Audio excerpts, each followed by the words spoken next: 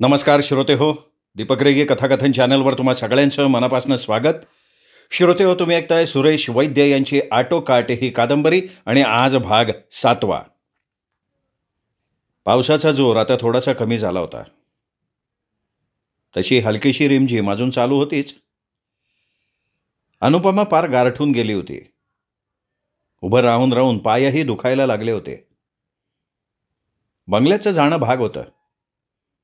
रात्रभर काही ती इथे उभी राहू शकणार नव्हती. शेवटी असं तसं जे काही होणार ते चुकणार नव्हतं. फक्त इंद्रजितच्या मनात तसाच काही विचार असेल तर त्याच्या त्या इच्छेला आपण एवढ्या सहजासहजी बळी पडायचं नाही हे तिने मनोमन ठरवून टाकलं होतं. म्हणूनच पावसाचा जोर कमी होताच तो जेव्हा तिला म्हणाला, पाऊस कमी झालाय, चालायचा ना, तेव्हा तिनं काही न बोलता त्याच्याबरोबर बंगल्याच्या दिशेनं चालायला सुरुवात केली होती. ते बंगल्यात पोहोचले तेव्हा हॉलमध्ये कोणी नव्हतं, पण सिगरेटचा वास अजूनही हॉलमध्ये रेंगाळत होता. याचा अर्थ इंद्रजितचे साथीदार नुकतेच तिथून गेलेले असावेत. कदाचित त्याची वाट पाहत ते अजूनपर्यंत थांबले असावेत आणि त्यांना येताना पाहून बंगल्यातल्या आतल्या भागात निघून गेलेले असावेत. माणसाची चाहूल लागताच उंदीर बिळात लपून जातात ना, तसे. इंद्रजित आणि अनुपमा दोघेही तसे चांगलेच भिजले होते. अर्थात इंद्रजितला त्याचं काही वाटत नव्हतं. अनुपमाची परिस्थिती मात्र थंडीनं आणि त्यातूनही भीतीनं अतिशय दयनीय झाली होती. दोन्ही हातांची घडी छातीशी घट्ट धरून ती थरथरत होती. बंगल्याचं मुख्य दार बंद करून इंद्रजितनं वळून अनुपमाकडे पाहिलं. हॉलमधल्या भरपूर प्रकाशात तर ती आता जास्तच सुंदर दिसत होती, त्यातून काहीशी भेदरलेली. न राहून क्षणभर इंद्रजितची नजर तिच्यावर स्थिरावली होती आणि त्याला तसं आपल्याकडे पाहत असलेलं पाहून पुन्हा एकदा अनुपमाच्या मनातल्या भीतीनं उचल खाल्ली. अनामिक भीतीच्या कल्पनेनं तिच्या सर्वांगावर काटा आला. छातीवरची हाताची घडी आणखीन घट्ट झाली, पण आपण घाबरलोय हे त्याच्या लक्षात आलं तर त्याची हिंमत आणखीन वाढेल. जी काही त्याला आपल्याकडून थोडीफार प्रतिकाराची अपेक्षा असेल तीही त्याच्या मनातनं नाहीशी होईल, म्हणजे मग संपलंच की सगळं. म्हणूनच इंद्रजित तिच्याकडे पाहतोय हे पाहून मनातली भीती चेहऱ्यावर दिसू न देता ती काहीशा तीक्ष्ण स्वरात म्हणाली, काय पाहताय? इंद्रजित तिच्या प्रश्नानं एकदम भानावर आला. क्षणभर त्याच्या मनात आलं काहीतरी मिश्किल उत्तर द्यावं, पण त्याने ते टाळलं. चेष्टा सहन करण्याच्या मूडमध्ये सध्या तरी ती नव्हती.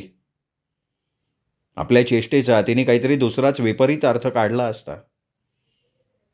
म्हणूनच तिच्यावरनं नजर काढून घेत तो म्हणाला, सॉरी, तू कपडे बदलून ये. अनुपमा काही न बोलता जिना चढायला लागली. ती जिना चढत असतानाच तो पुन्हा म्हणाला, आणि कपडे बदलून लगेच खाली ये, किचनमध्येच ये. अनुपमा काही बोलली नाही. जिना चढून ती सरळ आपल्या रूममध्ये गेली. अर्थात जाण्यापूर्वी आपल्या बाजूच्या तिन्ही रूममध्ये तिने हळूच डोकावून पाहिलं. त्याचे साथीदार आपल्या आजूबाजूच्या रूममध्ये कुठे आहेत का? पण वरच्या सगळ्या रूम मोकळ्या होत्या. अनुपमानं मनातल्या मनात सुटकेचा निश्वास टाकला. कपडे बदलून अनुपमा किचनमध्ये आली तेव्हा इंद्रजितनीही कपडे बदलले होते. ती आली तेव्हा तो फ्रीजमधनं काहीतरी काढत होता. तिची चाहूल लागली तसं त्यानं वळून पाहिलं. मग डायनिंग टेबलाकडे खूण करत म्हणाला, बस. काही न बोलता अनुपमा डायनिंग टेबलासमोरच्या खुर्चीवर बसली.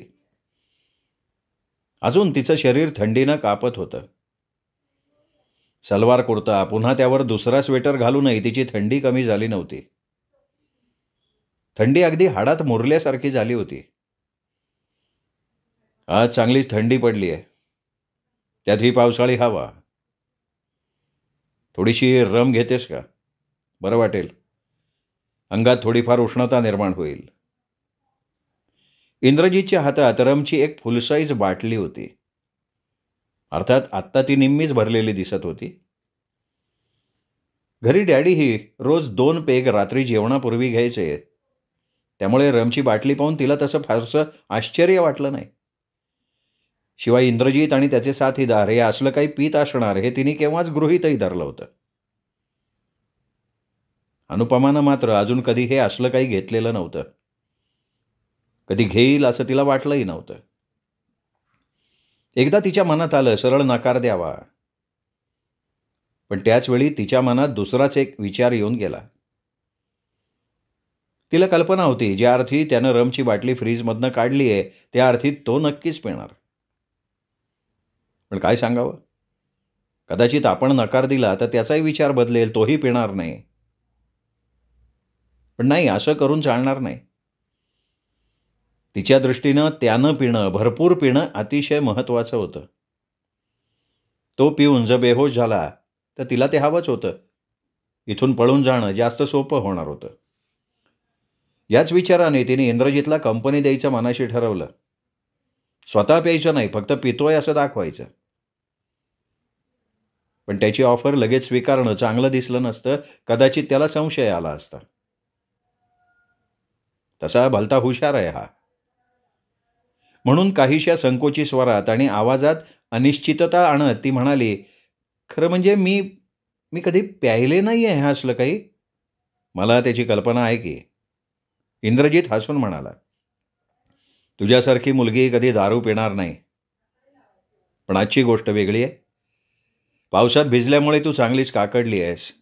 आजारी बिजारी पडलीस तर पंचायत व्हायची, म्हणून थोडीशी घे, औषध म्हणून घे.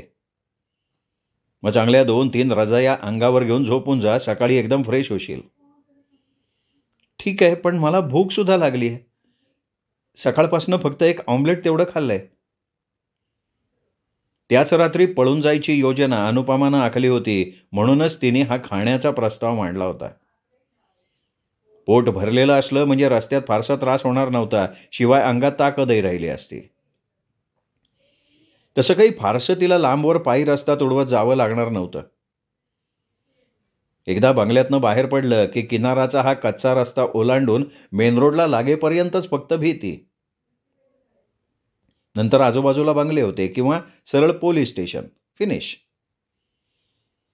खरंच की सकाळपासून तू तसं काही खाल्लंच नाही आहे.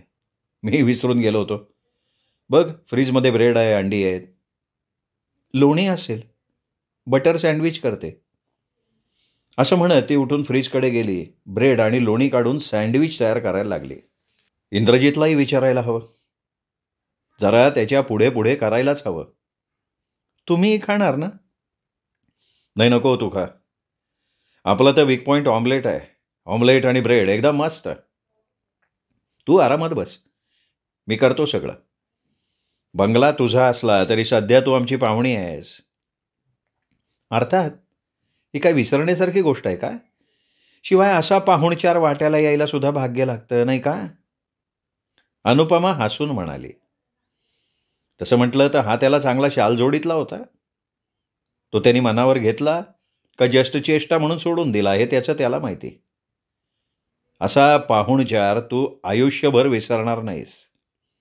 इंद्रजितही हसून म्हणाला, हां, हे मात्र खरं.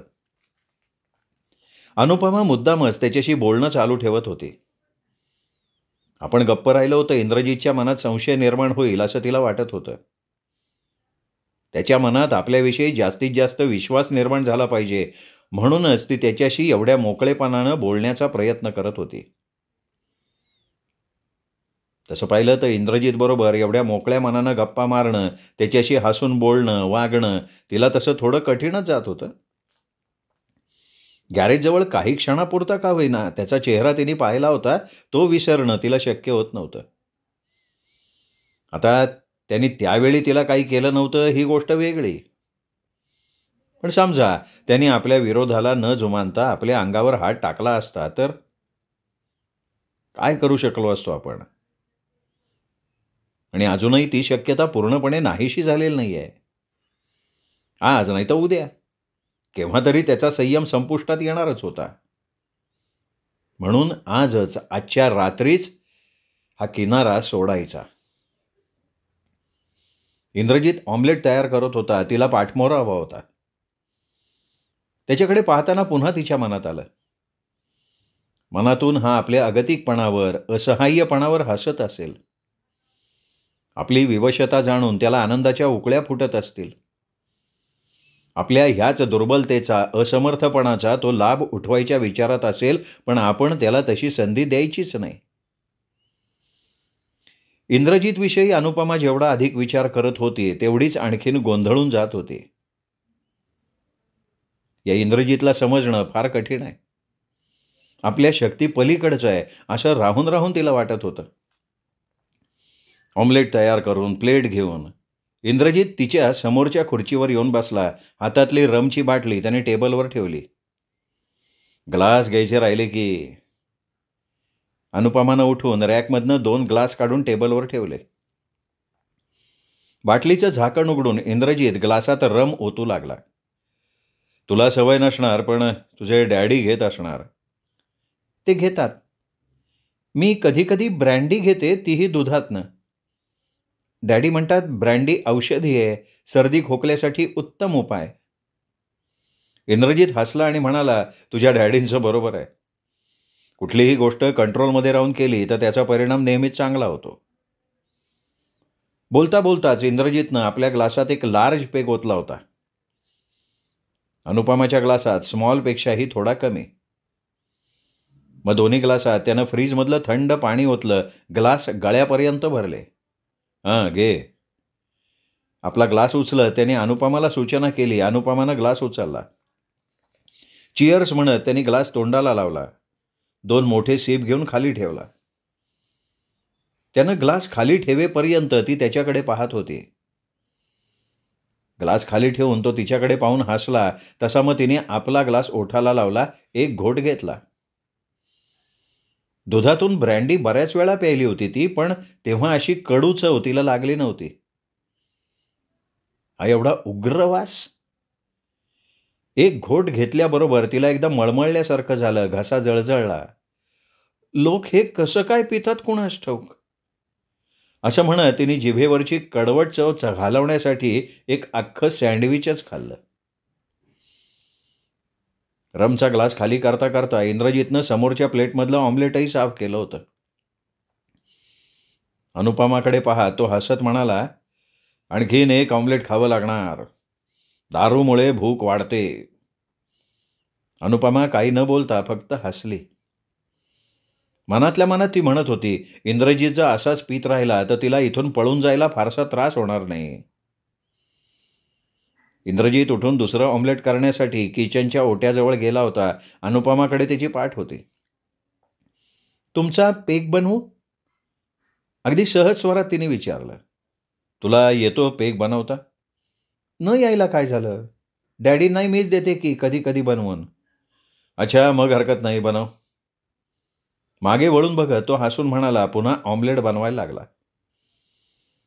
अनुपमानं आपल्या ग्लासातली बरीचशी रम त्याच्या ग्लासात ओतली. त्यात बाटलीतली पुन्हा आणखीन थोडी रम ओतली. थोडंसं पाणी ओतून ग्लास भरला. इंद्रजितचा चेहरा समोरच्या बाजूला होता. त्याने काही पाहिलंच नव्हतं. अनुपमाचं हृदय मात्र धडधडत होतं. इंद्रजितनं जर तिची ही चालाखी पाहिली असेल तर. इंद्रजित ऑमलेटची प्लेट घेऊन पुन्हा टेबलावर येऊन बसला. अनुपमा सँडविच खात होती. तिने आपला ग्लास जवळजवळ रिकामा केला होता. काही वेळ ते दोघेही काही न बोलता खात होते, पीत होते. अनुपमानं आपल्या ग्लासातला शेवटचा घोट घेऊन ग्लास खाली ठेवला. सँडविचचा तुकडा तोंडात कोंबला. घे ना, ऑमलेट खा. नाही नको, भरपूर झालंय. इंद्रजितनं खाता खाता आपला दुसरा ग्लासही रिकामा केला.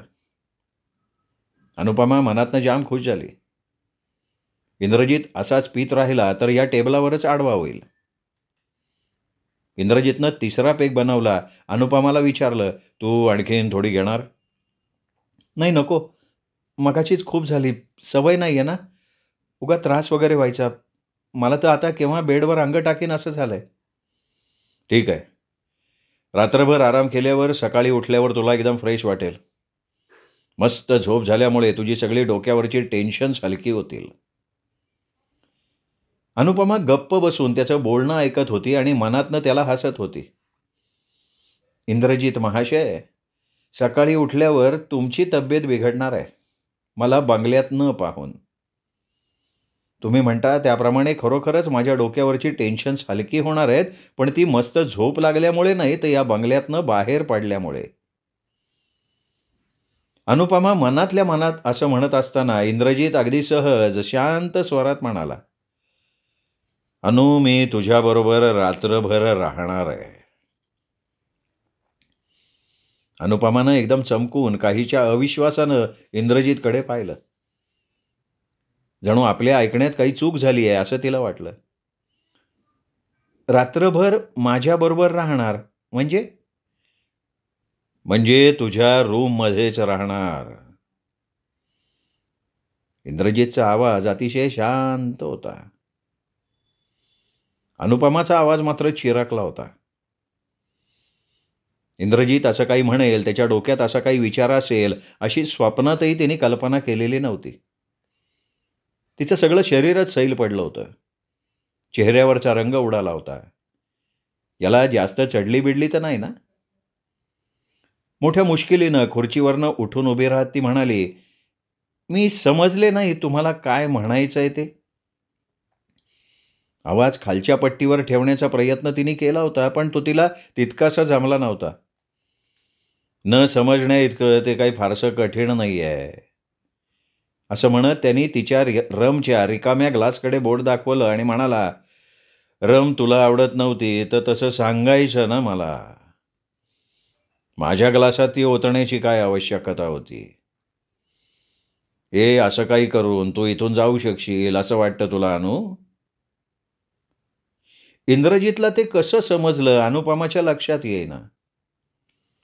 पण तो दाखवत नसला तरी त्याची नजर आपल्यावर होती याची तिला खात्री पटली. इंद्रजित आपण समजतो त्याहीपेक्षा हुशार आहे, धूर्त आहे. त्याला फसवणं वाटतं तेवढं सोपं नाहीच आहे. असंच मागच्या मागे वळून पळत सुटावं का? पण हा विचार जेवढ्या तीव्रतेनं तिच्या मनात आला तेवढ्याच तीव्रतेनं तो विरूनही गेला. इंद्रजित तिच्याकडेच बघत होता, अगदी एकटं. त्या नजरेला नजर देणं अनुपमाला शक्य नव्हतं. आपल्या कोरड्या पडलेल्या ओठांवरनं तिने जीभ फिरवली. रमची कडवट चव अजूनही जिभेवर जाणवत होती. फक्त 2च घोट घेतले होते तिने, पण ह्या 2 घोटांनी तिचं सगळं तोंड कडवट झालेलं होतं. पण त्याहीपेक्षा इंद्रजितचे ते शब्द रमपेक्षाही जास्त कडवट होते. दारूची कडवट चव एक वेळ ती सहन करू शकत होती, पण इंद्रजितचे ते शब्द सहन करणं कठीण होतं. "इंद्रजित, तुम्ही काय बोलताय हे तुमचं तुम्हाला समजत नाहीये. यावेळी तुम्ही नशेत आहात." अनुपमानं आणखीन एक प्रयत्न करून पाहिला. इंद्रजित हसला आणि काहीसा उपहासात्मक म्हणाला, "तू तर त्याचीच वाट पाहत होतीस ना. मी दारू पिऊन बेहोश व्हावं आणि त्याचा फायदा घेऊन तू इथून पळून जावंस. पण तसं होऊ शकलं नाही हे तुझं दुर्दैव. आणि अनु, अगं दारूच्या 2.5-3 पेगनं बेहोश होण्या एवढा कमजोर नाहीये बरं का मी." अनुपमाकडे काहीही उत्तर नव्हतं. ती अगतिक होऊन उभी राहिली होती. तिच्या सगळ्या योजनेवर पाणी पडलं होतं. इंद्रजितला समजण्यात तिने फार मोठी चूक केली होती. "तुझ्या आत्ताच्या एकंदर हालचालींवरनं माझ्या लक्षात आलंय, तू आहे ह्या स्थितीत इथे राहू इच्छित नाही. पळून जाण्यासाठी योग्य त्या संधीची तू वाट बघतीयस. तुझं वागणं स्वाभाविक आहे. कोणाचाही कैदी होऊन राहणं कोणालाही मनापासनं नाही आवडत. तुझ्या जागी मी असतो तर मीही असंच काहीतरी केलं असतं, पण तुला पळून जायची संधी देणं आम्हाला परवडण्यासारखं नाही आहे. तुझं पळून जाणं आमच्या दृष्टीनं महागात जाणार आहे, म्हणून आता मला तुझ्यावर सतत लक्ष ठेवावं लागणार आहे." इंद्रजितचं बोलणं शांत पण स्पष्ट होतं. त्याचा हा शांतपणा पाहून अनुपमाचा संताप उफाळून आला. "तुमचं डोकं ठिकाणावर आहे ना? मी तुम्हाला माझ्या रूममध्ये झोपण्याची परवानगी देईन असं वाटलं कसं हो तुम्हाला? आत्ता थोड्या वेळापूर्वी गॅरेजजवळ मी तुमचं खरं स्वरूप पाहिलंय आणि असं असताना सुद्धा मी तुम्हाला माझ्या बेडरूममध्ये झोपायची परवानगी देऊ? नाही, मी तुम्हाला तसं करू देणार नाही. इतक्या खालच्या पातळीवर जाऊन तुम्ही माझ्याशी बोलायला नको होतं." पण हे बोलता बोलता अनुपमाचे डोळे भरून आले. चेहरा कमालीचा रडवेला झाला. आपल्या असहाय्यतेची, अगतिकपणाची तिला चीड आली. "हे बघ, सॉरी, सॉरी अनु, सॉरी. मला कल्पना आहे हे योग्य नाही, पण त्याच्याशिवाय दुसरा पर्याय नाही. तुला एकटीला मला सोडता येणार नाही." अनुपमानं एकाएकी निर्णय घेतला. फ्रीजवर ठेवलेली आपली पर्स उचलून ती इंद्रजीतच्या आश्चर्याची पर्वा न करता त्वरेनं किचनच्या बाहेर पडली. इंद्रजीत झटकन पुढे झाला. किचनच्या दारातच त्याने तिला गाठलं. तिचा दंड धरून तो हलक्या पण काहीशा तीव्र स्वरात म्हणाला, "तुला अशा प्रकारे जाता येणार नाही अनु." अनुपमाचा स्वतःवरचा संयम आता सुटला होता. किचनच्या दारावर डोकं टेकून ती स्फुंदत होती. तिचा दंड सोडून इंद्रजीत किंचित मागे सरकला तशी अनुपमा पुन्हा आवेशानं म्हणाली, "मी तुम्हाला माझ्या बेडरूममध्ये झोपू देणार नाही." "तुझ्या होकारा नकाराचा इथे प्रश्न नाही अनु. मी म्हटलं तसंच होणार आहे." इंद्रजीतच्या आवाजाला आता किंचितशी धार आली होती. अनुपमानं त्याच्याकडे पाहिलं. त्याचे डोळे त्याच्या आवाजासारखे कठोर झालेले होते. अनुपमाच्या लक्षात आलं, ह्यावेळी आपण काहीही केलं तरी इंद्रजीत आपलंच म्हणणं खरं ठरणार.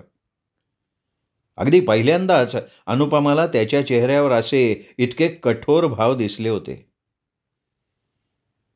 इंद्रजीतच्या चेहऱ्यावरचे ते भाव पाहून अनुपमा अंतर्बाह्य थरारली. तिच्या लक्षात आलं, हा माणूस जितका सभ्य आहे, सरळ आहे, तितकाच प्रसंग आल्यावर कठोर होऊ शकतो, डेंजरस बनू शकतो. त्याचा निग्रही चेहरा तेच सांगत होता. हा म्हटल्याप्रमाणे वागल्याशिवाय राहणार नाही. आपल्या कुठल्याच विनवणीचा, हट्टाचा, रागाचा ह्याच्यावर परिणाम होणार नाही. अनुपमा निराश झाली होती. ती काहीच करू शकत नव्हती. तो सांगेल तसं वागणं इतकंच तिच्या हातात होतं. अचानक तिचं रक्त एका जागी गोळा झालं. शरीर एखाद्या वेलीप्रमाणे थरथरायला लागलं. कपाळावर घामाचे टप्पोरे थेंब तयार झाले, कारण इंद्रजीतनं आपल्या पॅन्टच्या हिप पॉकेटमधनं एक चाकू काढला होता. बटन दाबताच त्याचं लखलखतं पातं सापाच्या जिभेसारखं सर्रकन बाहेर आलं होतं. अनुपमा दचकून 2 पावलं मागे सरकली. तिची भयभीत नजर त्याच्या हातातल्या चाकूवर खिळली होती. इंद्रजीतनं तो चाकू धरलेला हात तसाच अनुपमाच्या पुढे केला आणि म्हणाला, हा घे, हा तुझ्याजवळ ठेव." अनुपमा त्याचं बोलणं समजलंच नसल्यासारखी तशीच उभी राहिली होती. "धर, पकड." "मी? मी?" तिच्या चेहऱ्यावरचे भयभीत भाव, चाकूकडे पाहणारी तिची नजर. इंद्रजीतच्या लक्षात आलं, तुला वाटलं या चाकूचा प्रयोग मी तुझ्यावर करणार आहे म्हणून एवढी घाबरलीस होय? अनुपमा काही बोलली नाही. अजूनही तिच्या शरीराची थरथर कमी झालेली नव्हती. आत्तापर्यंत ती स्वतःला धीट, धाडसी समजत होती. येणाऱ्या कुठल्याही प्रसंगाला आपण तोंड देऊ शकतो अशी तिच्या मनाची खात्री झाली होती, आणि काही बाबतीत ते खरंही होतं. पण काही प्रसंग असे असतात की जिथं माणसाची मती गुंग होऊन जाते, स्वतःवरचा विश्वास उडून जातो. अनुपमाच्या बाबतीत आत्ता तेच घडलेलं होतं. इंद्रजीत पुढे झाला. त्याने तिचा थरथरता हात धरला, आपल्या समोर केला. चाकूची मूठ तिच्या हातात ठेवून मूठ बंद केली. आता तो उघडा, धारदार पाता असणारा चाकू अनुपमाच्या हातात होता. हा चाकू तुझ्या संरक्षणासाठी आहे अनु. या चाकूच्या जोरावर तू स्वतःला सुरक्षित ठेवू शकतेस. माझ्या मनात तसंच काही पाप आलं तर या चाकूचा उपयोग करायला तू अजिबात मागे पुढे पाहू नकोस. इंद्रजीतचा स्वर शांत पण गंभीर होता. त्या कृतीनं चकित व्हायची पाळी आता अनुपमाची होती. इंद्रजीतचं हे गुंतागुंतीचं व्यक्तिमत्व, त्याच्या स्वभावातली ही परस्पर भिन्न रूपं तिच्या आकलनापलीकडची होती. इंद्रजीतबद्दल नेमकं काय मत करून घ्यावं हे तिला सुद्धा आता कळेनासं झालं होतं. एकीकडे तो गुन्हेगार आहे, अपराधी आहे, याची तिला खात्री पटली होती. म्हणूनच त्याच्याबद्दल तिच्या मनात एक प्रकारची भीती होती, पण दुसरीकडे त्याचं हे असं वागणं पाहून नकळत तिला त्याच्याविषयी एक प्रकारचा आदरही वाटायला लागला होता. खऱ्या पौरुषत्वाला शोभणारं त्याचं हे वागणं आहे हे मनोमन तिने मान्य करून टाकलं होतं. इंद्रजितनं दिलेल्या त्या चाकूमुळे आणि त्यानंच त्या चाकूचा कशासाठी उपयोग करायचा हे सांगितल्यामुळे अनुपमाची भीती आता कमी झाली होती. मगापासून टाळ्याला चिकटून बसलेली तिची जीभ आता मोकळी झाली होती. भीतीनं बंद पडलेलं स्वरयंत्र पुन्हा सुरू झालं होतं. तिचा पूर्वीचा आवेश पुन्हा परत आला होता. त्या धारदार लांब पात्याच्या चाकूकडे बघत ती इंद्रजितकडे एक अर्थपूर्ण दृष्टी टाकत म्हणाली, मी पळून जाण्यासाठी सुद्धा या चाकूचा उपयोग करू शकते. नाही, माझी खात्री आहे तू तसं करणार नाहीस. तिच्या चेहऱ्यावर आपली नजर रोखत इंद्रजित अगदी ठाम स्वरात म्हणाला. आपल्याबद्दल तो देत असलेली एवढी ठाम खात्री बघून अनुपमाही काहीशी आश्चर्यचकित होऊन त्याच्याकडे पाहत राहिली. तोच पुढे म्हणाला, तू मला धोका देण्यासाठी या चाकूचा उपयोग करणार नाहीस याची मला खात्री आहे. हां, जर माझ्याकडनं तुझ्या स्त्रीत्वाला काही धोका निर्माण झाला तर मात्र तू या चाकूचा उपयोग करायला मुळीच मागे पुढे पाहणार नाहीस ह्याचीही मला खात्री आहे. आणि चाकू मी केवळ तुझ्याच नाही तर माझ्याही संरक्षणासाठी तुझ्याकडे दिलाय.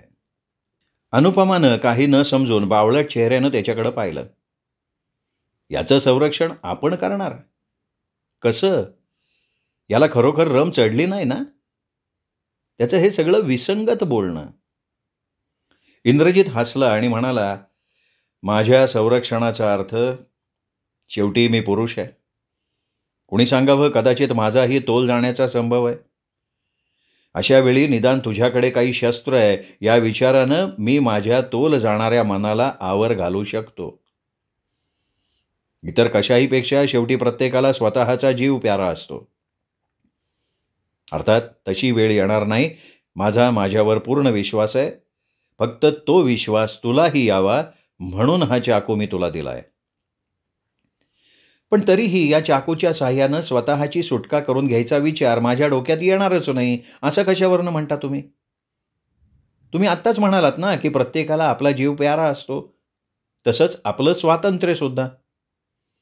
निदान तुम्हा लोकांसारख्या तावडीतून सुटण्यासाठी तरी मला फार नसेल पण थोडीफार तरी माणसांची पारख आहे. तुझ्या मनात जर तसाच काही विचार असता तर तो तू असा उघड करून सांगितला नसतास. काही न बोलता गुपचूप तो अंमलात आणला असतास आणि म्हणून माझा तुझ्यावर आता जास्त विश्वास बसलाय. इंद्रजित म्हणाला ते खरंच होतं.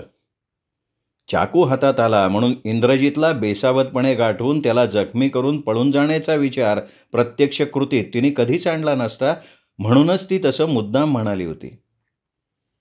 आपण असं काही म्हणताच आपल्याकडचा चाकू तो काढून घेईल असं तिला वाटलं. मग त्यावरून त्याच्याविषयीचा अंदाज बांधणं तिला आणखीन सोपं गेलं असतं. पण इंद्रजितनं ज्या पद्धतीनं तिला तिच्या मनातल्या विचारांची दिशा अचूक ओळखली होती त्यावरून खरोखर इंद्रजितला मनुष्य स्वभावाची अतिशय उत्तम पारख होती हे तिलाही मान्य करावं लागलं. आणि त्यामुळे आता अनुपमाला त्याचीच आणखीन भीती वाटायला लागली. केवळ आपल्या चेहऱ्यावरच्या भावांवरनं इंद्रजित आपल्या मनातले विचार ओळखू शकतो. त्याच्यापासून आता आपण काय आणि किती लपवणार? इंद्रजित आपल्याला जाऊ देणार नाही हे तर आता अगदी उघड आहे. त्याला चुकवून त्याच्या इच्छेविरुद्ध आपण इथून पळून जाऊ शकणार नाही. त्याचवेळी तिच्या मनात हरीशचा विचार आला. जर हरीशही ह्यावेळी आपल्याबरोबर असता तर? तसं अनुपमानं हरीशबरोबर पिकनिकसाठी इकडे यायचं ठरवलं होतं पण त्याचवेळी हरीशचं खरं स्वरूप उघडं झालं होतं. तर समजा तसं काही झालं नसतं आणि हरीशबरोबर आपण इथे आलो असतो तर काय झालं असतं? या विचित्र परिस्थितीतनं त्यांनी कसा मार्ग काढला असता? आणि मग अपरिहार्यपणे ती तिच्याही नकळत हरीशबरोबर इंद्रजितची तुलना करायला लागली. दोघांमध्ये काही प्रमाणात साम्य होतं आणि तेवढाच फरकही होता. हरीश आणि इंद्रजितची तुलना आपण का करतोय? तो विचार मनात येताच अनुपमा स्वतःशी दचकल्यासारखी झाली. या विचारापासून लक्ष दुसरीकडे वेधण्यासाठी मग पुन्हा तिने स्वतःला प्रश्न विचारला, आणि समजा डॅडी बरोबर आले असते तर? त्यांचं ह्या लोकांनी काय केलं असतं? आपल्यासारखं त्यांना मोकळं राहू दिलं असतं का एखाद्या रूममध्ये त्यांना कोंडून ठेवलं असतं? नक्कीच यांनी त्यांना कोंडून ठेवलं असतं. बरं झालं डॅडी आपल्याबरोबर आले नाहीत. पण आपल्याकडनं त्यांना काहीच निरोप मिळाला नाही. आपली कसलीच बातमी त्यांना समजली नाही. तर कदाचित ते अनुपमा जेव्हा अशी कुठे बाहेर जायची, तेव्हा त्यांना कसलीही काळजी वाटू नये म्हणून फोन करायची, तार करायची. पण यावेळी अजून आपला फोन आला नाही म्हणून डॅडी काळजीत तर पडले नसतील. अर्थात यावेळची आपली मनस्थिती जाणून त्यांनी ते गृहीत धरलं असेल. आणखीन 2-3 दिवस तरी त्यांना काही काळजी वाटणार नाही. पण आणखीन 2-3 दिवसानंतर? नाही, पण आपण आणखीन इतके दिवस इथे थांबणारच नाही. थांबायचं कशासाठी? केवळ हा म्हणतो म्हणून? अनुपमाचं मन पुन्हा बंड करून उठलं. "जा, खूप थकली आहेस तू. वर जाऊन झोप. मी आणखीन थोड्या वेळानं येतो." तो येणार, आपल्या बेडरूममध्ये आपल्याबरोबर झोपणार, या कल्पनेनं पुन्हा अनुपमाची छाती धडधडायला लागली. पण त्यावर तिच्याकडे आता काही इलाज नव्हता. असलाच तर फक्त तो चाकू, तोही त्याने दिलेला, त्याच्यासारखा धारदार. त्याचा उपयोग करण्याची पाळी आपल्यावर येईल का? श्रोते हो, हा होता भाग 7वा. भाग 8वा उद्या. तोपर्यंत नमस्कार मित्रो.